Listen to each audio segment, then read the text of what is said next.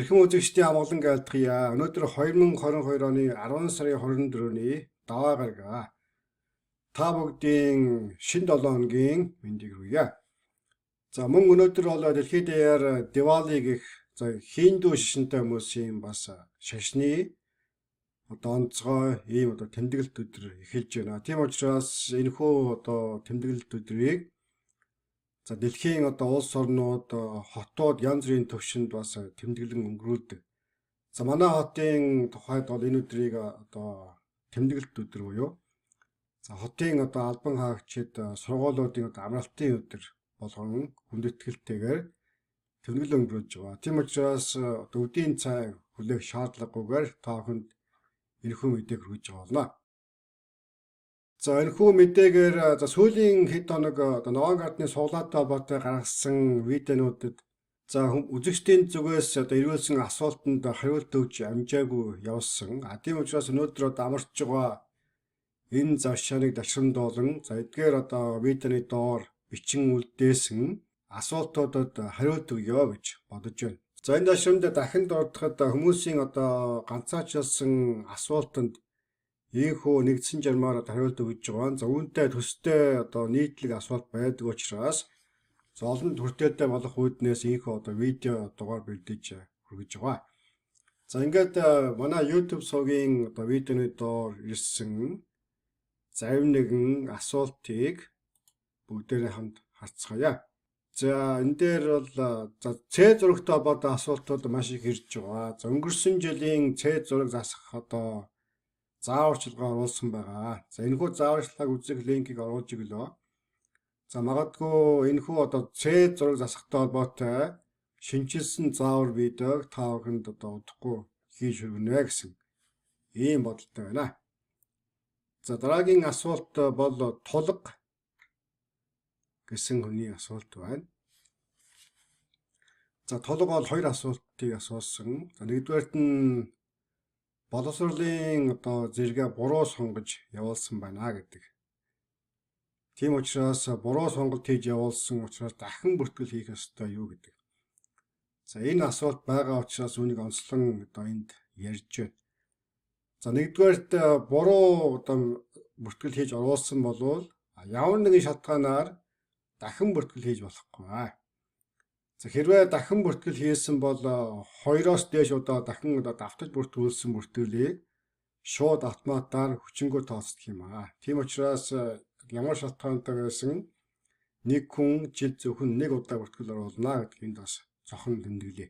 За тийм учраас дахин бүртгэл оруулж болохгүй. За ингээд магадгүй ногоон гард хоцсон нөхцөлд тухайн үед тухайн хүний алдаатай оруулсан мэдээллийг өөрийн иргэний бичиг баримтан дээр тулгуурлан залруулж авах ийм бас боломжийг олгоно гэдгийг энэ дашрамд дурдхан зүйтэй. За хоёрдугаар асуулт бол грин карт хожвол одоо амьдарч байгаа Солонгос улсад ярилцлаганд орох боломжтой юу? За энэ асуултын ерөнхий хариулт нь бол болно гэсэн хариултыг өгж болохоор байна. За гэхдээ мэдээж ногоон гарт хоцсон гэдэг мэдээлэл дээр тухайн хүн ямар улс оронд ярилцлаганд орох пост буюу элчин сайдын яамыг тодтхон зааж өгсөн байдаг. За энэ улс орн гол төлөв анх суглаанд оролцохдоо тухайн үед оршин сууж байгаа улс орн гэдэг. За энэ хариултанд үндэслэж олгодог юм аа. Тийм учраас миний туршлагаас үзэхэд Солонгост амьдардаг ногоон гарт хоцсон хүмүүс Сөүлд байх Америкийн нэгдсэн улсын элчин сайдын консулын газар очиж ногоон карт авч ирсэн ийм тохиолдол байгаа. Гэхдээ дахин анхааруулж хэлэхэд хүн хүний кейс харилцан адилгүй. Тийм учраас тухайн хүнийг ямар улс оронд хаана байгаа элчин сайдын яам дээр визийн ярилцлаганд орох шийдвэрийг зөвхөн тухайн ажил хэргийг хамааран гүйцэтгэж байгаа төрийн эрх бүхий байгууллагын шийдэх асуудал юм аа. За нөгөөтэйгүр хэдийгээр анх оршин сууж ирсэн улс орн өөрчлөгдсөн бол өөрчлөгдсөн гэдэг маань мэдээж анх суглаанд оролцох үед Монголд байсан улмаар хожих үед өөр улс оронд амьдарч байгаа. Аггүй бол эсрэгээрээ гадаад улс оронд амьдарч байхдаа суглаанд оролцсон. Улмаар суглаа хожих үед Монголд нүүж очисон байгаа бол энэхүү өөрчлөлтийг DS 260 маягтыг бөглөн явуулахдаа нэмүүлэн мэдүүлж одоо шинжлэх ийм боломжийг бас олгодог юм аа. За тиймээс магадгүй одоо Солонгос улсад амьдарч байгаа хэдий боловч ногоон гарт хоцсон нөхцөлд Солонгост байгаа Америкийн элчинд бус одоо Улаанбаатарт байгаа Америкийн элчинд очиж ярилцлага өгөх ийм боломж нь бас одоо нээлттэй байна гэж ойлгохоор байна.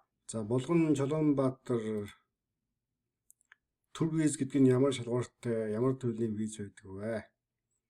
За төр виз бол одоо маш ойлгомжтой. Америкийн улсад цаашлах буюу иммигрант эрэхтэй визээс бусад бүх төрлийн визийг төр виз гэж хэлнэ. За бидний одоо сайн мэддэг хамгийн түгээмэл ашигладаг виз бол мэдээж аяллаа болон за мөн одоо эмчилгээний журмаар бизнесийн зорилтоор авдаг B1, B2 гэх мэтлэнгээр агуу бол F төрлийн визүүд, J төрлийн визүүд. За эдгээр Америкийн улсад байнга оршин суух одоо зөвшөөрөл ногоон гарт олгодгүй бусад бүх төрлийн визийг non immigrant буюу төр виз гэж хэлнэ.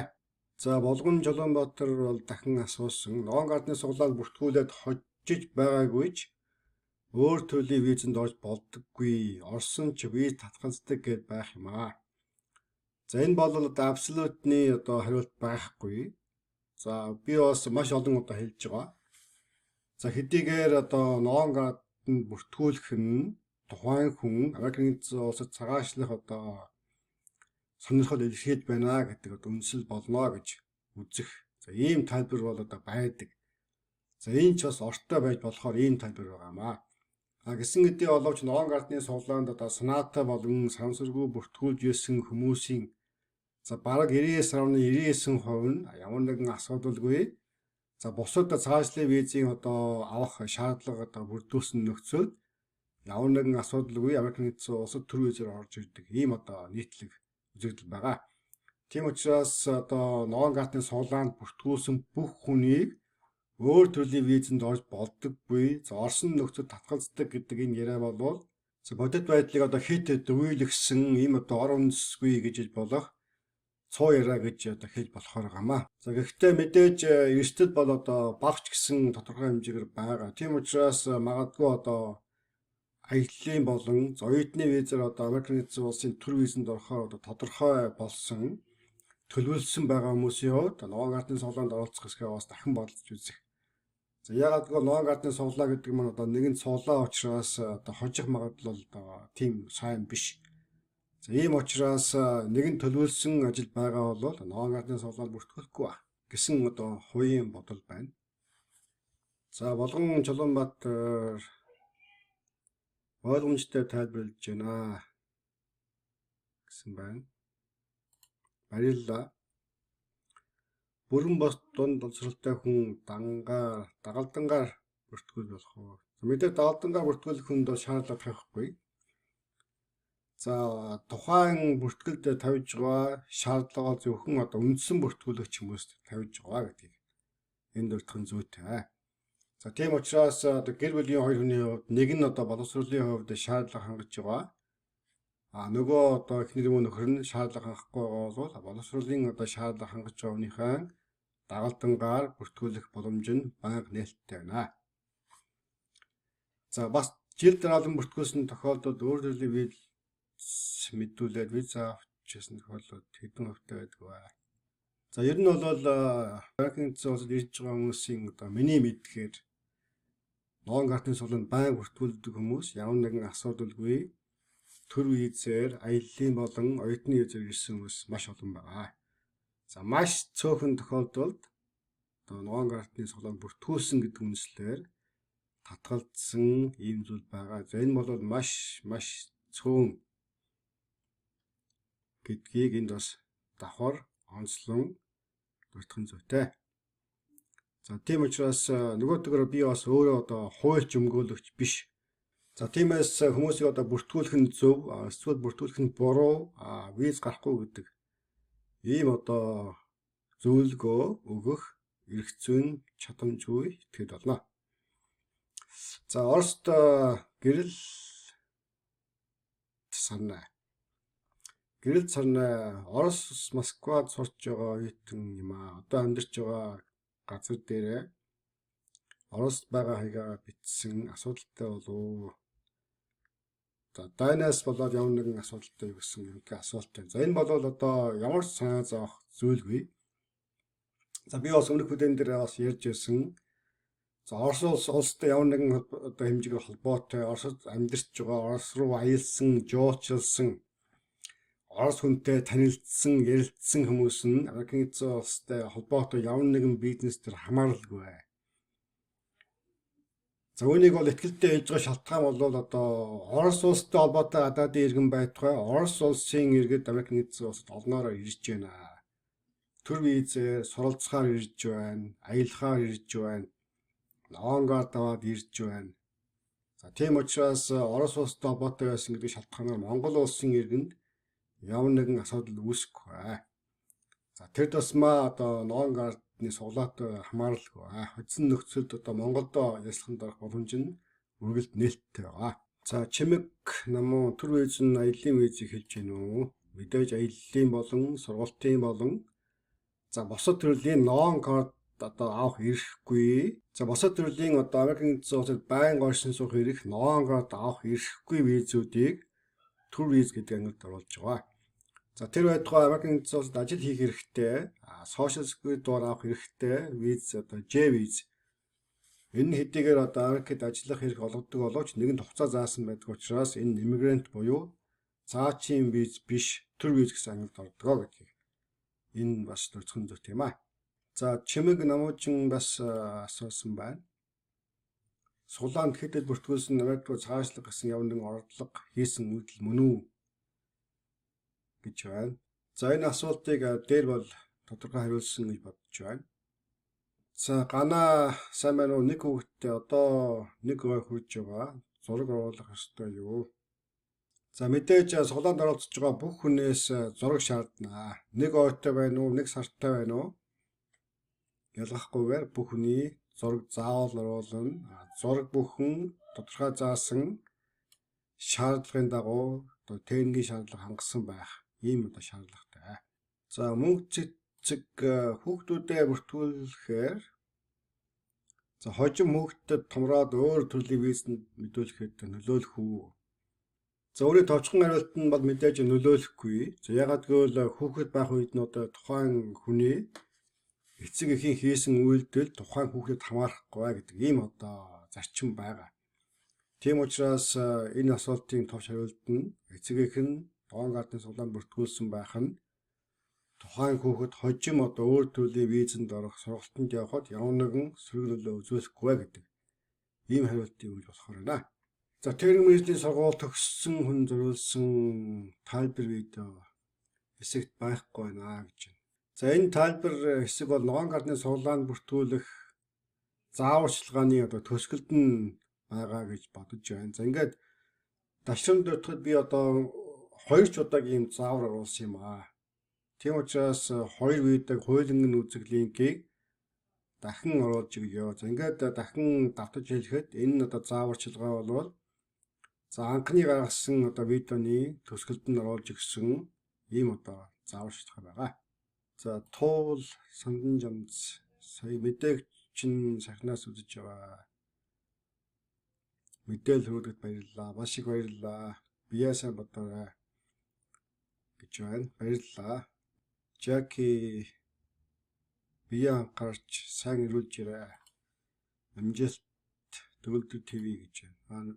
Энэ хэсэг бол мэдээж яг коронавирус туссан үеийн видео наа. За бүтээнд нь маш их баярлалаа. Эрүүл энхийг хүсье гэж баярлалаа. Төвшин жаргалдаг. Төвшин жаргалдаг бол манай совгийн баг анхны гишүүдийн нэг байгааг энэхүү тэмдгээр төвгүй харж болохоор байна. За энэ 5 гишүү бол манай одоо совгийн гишүүн. За эдгээр мэдээнүүд өдөр тутам байнга одоо та бүхэнд хүрж идэг одоо гол үндсэн нөхцөлийг эдгээр хүмүүс бүрдүүлж өгдөг юм аа. Төвшин жаргалдаг бол үндсэндээ манай совгт 2 жил 4 сарын турш одоо спонсор одоо энд тэтгэж байгаа ийм гишүүн байна. Баярлалаа танд. За үүнээс урддах асуултуудыг бол өмнөх дугаард хариулсан. За Монголоо мөнгөө бол одоо би шууд бас таньж байна. Манай сувгийн бас анхны гишүүдийн нэг 2 жил 7 сарын турш манай сувгийг дэмжиж байгаа. Хүндэт гишүүн байна. Монголоо мөнгөө танд маш их баярлалаа. За та бүдгийн одоо банк тууштай дэмжлэгээр Төгөлдөр ТV сувгийн мэдээнүүд Монгол түмэндээ тогтмол банк хүрсээр байгаа. За та бүхэнд манай видеоны доор одоо бичин үлдээсэн комент асуулт бот товчхон дугаарыг хүргэлээ. Агаар хандуулсан үзэгч таагүй маш их баярлалаа. Дашин дөрөвд энэ жилийн ногоон гартны суглаа бол 11 сарын 8 хүртэл үргэлж илнэ. За гэхдээ сүүлийн одоо хоног хүртэл хүлээхгүй байх. Хэрвээ бүртгүүлэх шаардлага байгаа бол одоо эртхэн бүртгүүлээ гэдэг ийм зөвлөгөө өгнө. За ягаад гэвэл одоо хаагдах төвхт тосом маш олон хүн зэрэг одоо хандлт хийдэг. Дэлхийн одоо бүх орноос зэрэг ханддаг учраас төрийн департаментийн одоо бүртгэлийн систем гацдаг. За нэг ялангуяа сүүлийн одоо 1-2 өдрийн турш одоо бүртгэл оруулах боломжгүй болдог. За ийм зүйл байгаа. Тийм учраас хэрвээ бүртгүүлнэ гэж бодож байгаа бол одоо аль болохоор эрт бүртгүүлээрэ гэдэг ийм зөвлөгөө та бүхэнд өгье. За ингээд анхаарал хандуулсан үзэгч та бүхэндээ маш их баярлалаа. Дараагийн видеогоор уулзах болжээ.